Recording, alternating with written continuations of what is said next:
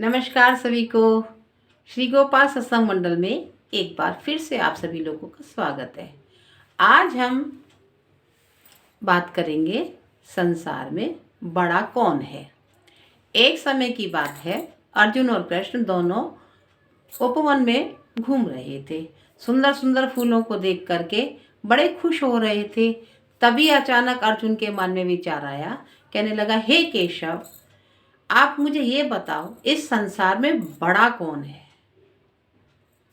अब केशव अर्जुन का ये प्रश्न सुनकर एकदम मुस्कुरा उठे और कहने लगे कि हे पार्थ, इस संसार में बड़ा कौन है, ये कैसे पता लगेगा। चलो हम देखते हैं। तो इस संसार में मुझे सबसे बड़ी पृथ्वी नजर आती है। इतनी बड़ी पृथ्वी जिसके ऊपर अनेकों पहाड़ हैं, उपवन हैं, वन हैं, इतने मनुष्य रहते हैं, इतने जलचर, थलचर, स्थलचर इस पर निवास करते हैं, तो ये सबसे बड़ी है। तो पार्थ ने कहा, हाँ पृथ्वी तो बड़ी है। लेकिन केशव ने कहा, लेकिन पृथ्वी तो बड़ी है, लेकिन उस पृथ्वी को चारों तरफ से समुद्र ने घेर रखा है। इसका मतलब पृथ्वी से समुद्र बड़ा है। तो केशव ने कहा, हाँ पृथ्वी से समुद्र बड़ा है, बात तो उचित है। तब केशव कहने लगे, लेकिन समुद्र बड़ा कैसे हो सकता है, समुद्र को तो एक ऋषि ने पी लिया था। जब एक ऋषि पूरे समुद्र को पी सकता है एक लोटा जल की तरह, तो इसका मतलब ऋषि बड़े हैं। पार्थ ने कहा कि बात तो सही है, अगर एक ऋषि समुद्र को पी सकता है तो फिर वो ऋषि ही बड़ा हुआ। तो केशव ने कहा, लेकिन वो ऋषि तो आकाश में तारे की तरह चमकता है, तो वो कैसे बड़ा हुआ, इसका मतलब तो आकाश बड़ा है। ऋषि ने कहा, पार्थ ने कहा कि हाँ केशव, आप जो भी उदाहरण देते हैं वो मुझे सत्य लगता है, ऐसा क्यों है। तो केशव ने कहा, पार्थ तुम अपने मन में भी तो विचार करो, जो मैं कह रहा हूँ केवल उसी को हाँ हाँ मत करो। बोले, लेकिन आपकी बात तो सत्य है, इसका मतलब आकाश बड़ा है। कृष्ण ने कहा कि हाँ आकाश बड़ा है। जब एक ऋषि जो समुद्र को पी सकता है और वो आकाश में तारे की तरह चमकता है, तो इसका मतलब आकाश बड़ा है। फिर केशव सोचने लगे। पार्थ ने कहा, केशव अब क्या सोचते हो।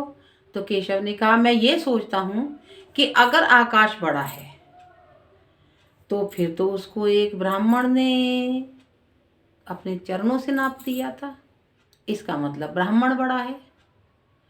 और ब्राह्मण रूप में मैं था, इसका मतलब मैं बड़ा हूँ, मैं ईश्वर हूँ, मैं स्वयं बड़ा हूँ।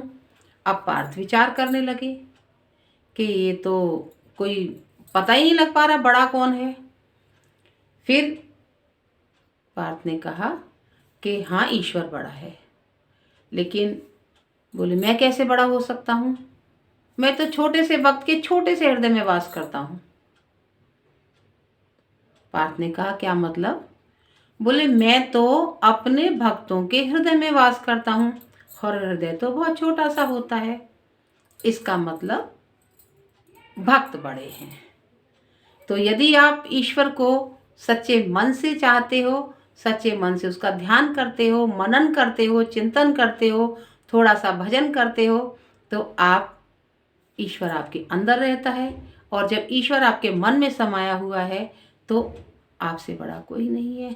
ईश्वर ने सोचने की, समझने की, हंसने की, मुस्कुराने की सारी शक्तियाँ मनुष्यों को दी हैं, पशुओं को, पक्षियों को नहीं दी हैं। पशु पक्षी अपने विचारों को व्यक्त नहीं कर सकते, मनुष्य अपने विचारों को एक दूसरे के सामने व्यक्त कर सकता है, उनको बांट सकता है, अपनी बात दूसरे को समझा सकता है।